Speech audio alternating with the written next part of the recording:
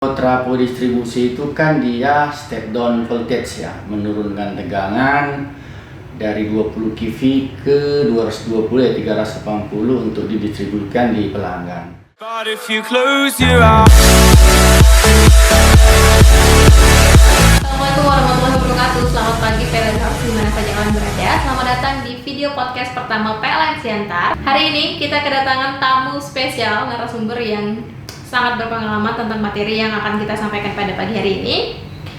Dari Bapak Legirin, selamat pagi Pak. Selamat pagi Mbak Rada. Jadi beliau ini sudah, kalau kata pepatah, sudah lebih banyak makan asam garamnya ya Pak ya, ketimbang kita-kita yang milenial ini. Pak Legirin sendiri itu sudah 29 tahun ya Pak ya? Ya, 29 tahun di PLN dan 4 tahun sendiri di sistem pengendalian meter di unit induk wilayah Sumatera Utara, lalu dilanjutkan jadi manajer bagian transaksi energi di PLN Siantar sendiri itu 2 tahun ya Pak ya. Jadi hari ini apa nih Pak yang mau dikenalin sama PLNers dan Elektrizen?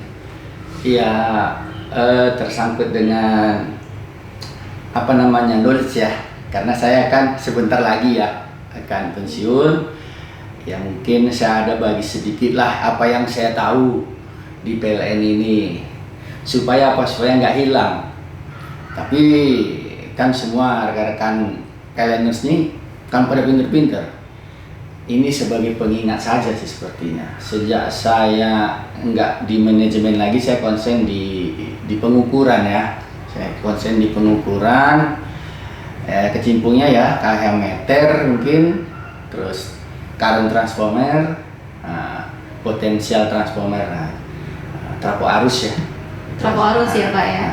Jadi hari ini yang bakal dikenalin ke PLNers sekalian itu tentang trafo arus ya Pak ya. Trafo arus. Apa sih Pak bedanya trafo arus dengan trafo distribusi yang kita lihat banyak di luaran? Apa sih bedanya? Beda ya. Kalau trafo distribusi itu kan dia step down voltage ya, menurunkan tegangan dari 20 kV ke 220 ya 380 untuk didistribusikan di pelanggan. Kalau trafo arus atau current transformer itu dia lebih untuk menurunkan arus agar KWH meter kita dapat mengukur sesuai dengan karakteristiknya ya, sesuai dengan arus nominalnya. Kan begini, kalau pelanggan TM itu kan arusnya besar ya, sampai 100 ampere, 50 ampere gitu. Alat ukur kita kan cuma mengukur 5 ampere atau 10 ampere. Jadi kalau 100 ampere diukur dengan alat ukur 5 ampere, alat ukurnya bisa terbakar. Makanya diadakanlah dibuat trafo arus. Sehingga nanti kalau pelanggan memakai 100 ampere diukur dengan 5 ampere, jadi trafo arus itu punya rasio ya. Rasio primer per sekunder. Jadi ada sebutannya nanti yang 100 per 5, 150 per 5, artinya itu 100 menjadi 5. Jadi kalau 100 per 5 itu 20. Jadi nanti hasil ukurnya itu dikali dengan 20. Itu namanya rasio. Seperti itu. Oh gitu. Mungkin bisa dijelaskan Pak, bisa disimulasikan. Kebetulan kita udah menyediakan Ya, bisa. tulis biar lebih jelas ya Pak ya. Jadi gini ya, ini kan link pelanggan ya, 3 pas. Katakanlah ini 3 pas ya, RST. Kita kasih trafo arus ya. Katakan ini 100 per 5. Artinya di sini lewat 100 ampere, di sini yang diukur 5 ampere. Ini alat ukur kita, KWH, KWH meter. Ini bisa ukur kan? Ini KWH kita biasanya tegangan berapa ya? Kalau 220 per 5, artinya tegangan 220 per 5. Ini nominal dia. Ada KWH meter yang khusus untuk TM biasanya cuman 57,7 per 5 atau 110 per 5. Ini 5 ini menandakan ini. 5 ini. Jadi kalau KH meter per 5 itu untuk supaya bisa diukur pakai 5 ampere. Jadi kalau 100 per 5, nah itu sama dengan 20, ya kan? Jadi hasil pengukurannya nanti kali 20. Contohnya satu malam dia pakai 2 kWh. Di sini tercatat 2. Ini 2 kali 20 yang sebenarnya itu 40 kWh. Nah, seperti itu. Oh, cukup rinci ya Pak ya? Ya. Jadi kalau untuk CT nih Pak, kita tahu layak atau tidak layak, bagus atau tidak bagusnya itu, cara ujinya seperti apa ya Pak ya? Ya kita sebenarnya kalau kita beli itu sebenarnya harus kita uji dulu. Namun saat ini kan sudah jarang ya kita beli CT diuji jarang.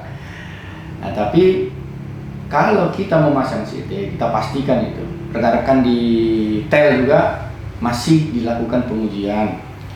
Kalau untuk pemasangan, setiap kali pemasangan CT, yang setidaknya kita rasionya minimal harus kecil ya.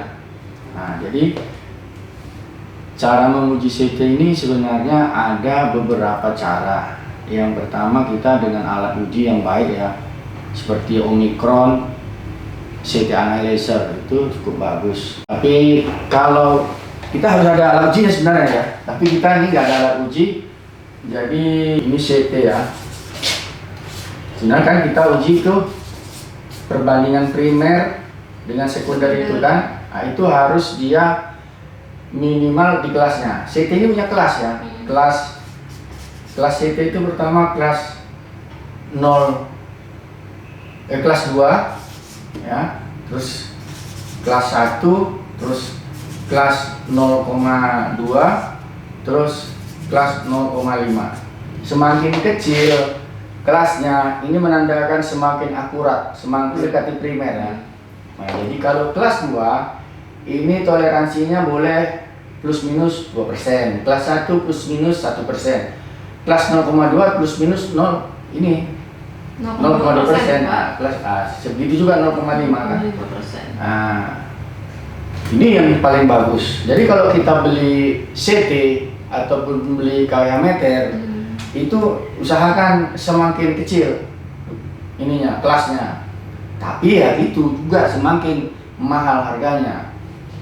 Kalau ini kan semakin besar errornya ya, selisihnya antara primer dengan sekunder. Kalau 100 ampere disuntikkan di sini harus 5 ampere. Itu baru rasionya sama dengan 0, ya kan? Bukan rasionya 0, artinya akurasinya 0. Bagus gitu ya. Nah, bagus. Biasanya kalau 10 ampere di sini paling 4,9 sesuai ini ya. Kalau 0,2 berarti 97 gitu ya, atau 98 gitu. Jadi di ujinya itu kita suntik di sini 10 ampere, ya kita ukur di sini setidaknya harus 5 ampere, mendekati 5 ampere. Kalau primernya arah ke bawah, sekundernya arah ke atas. Nah, ini cara mengujinya ini ya. Untuk teman-teman yang di lapangan, ini MacGyver ya. Ini kita ada baterai 1,5 volt, ya 1,5 volt kita suntik di sini. Ini positifnya, ini negatifnya, lengketkan di sini. Ini nanti, di sini kita bikin voltmeter. Kita bikin di sini voltmeter.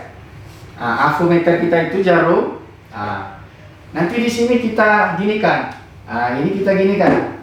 Lengket ini. Tek. Ini kalau jarumnya menunjuk gini, polaritasnya sudah cocok. Polaritasnya ya. Saya kasih contoh kalau polaritasnya berlawanan.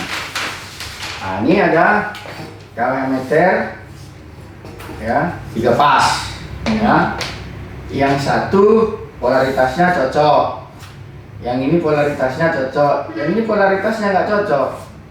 Nah, ketiga pasannya ya, yang diuji berarti ya Pak? Kan arus ini kasihkan R, S, T, dapat polaritas sama. Ini arusnya, ya kan? Yang ini harusnya sama apanya. Karena polaritasnya beda, ini harusnya kan ke sana. Akan jadi pengurang ini. Satu aja bakal Satu jadi pasa berkurang pengukurannya. Satu pasa berkurang pengukurannya. Sehingga pengukurannya jadi jadi 2/3 yang diukur. Terukur. Jadi 2/3. Kalau dia pakai 100 kWh, berarti yang diukur sekitar 60 kWh. 60 sekian kWh. Itu akibat polaritas tidak sesuai. Tidak sesuai. Seperti itu. Ya.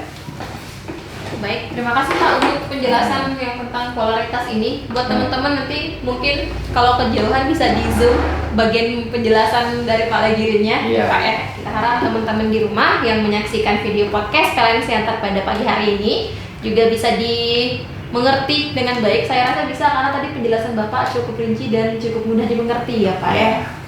Ya mudah-mudahan nanti ada video-video berikutnya kalau ada rekan-rekan yang lebih membutuhkan kritik dan sarannya kita tambahkan nanti. Benar, kritik dan sarannya juga kami butuhkan. Dan buat yang mau belajar langsung mungkin nanti bisa menghubungi Pak Legirin yang mau praktek langsung karena kita hanya sekedar teori di podcast kita pada pagi hari. Nanti kalau mau yang praktek bisa menghubungi Bapak ya Pak ya? Bisa menghubungi Bapak, insya Allah waktunya tersedia. Oke baik PLNers, sekian podcast kita pada pagi hari ini. Sampai jumpa di podcast kita selanjutnya dengan narasumber yang tentunya mantap juga seperti Pak Legirin ini. Saya Rada Aprianti dan Pak Legirin mohon undur diri. Selamat pagi dan Assalamualaikum warahmatullahi wabarakatuh. But if you close your eyes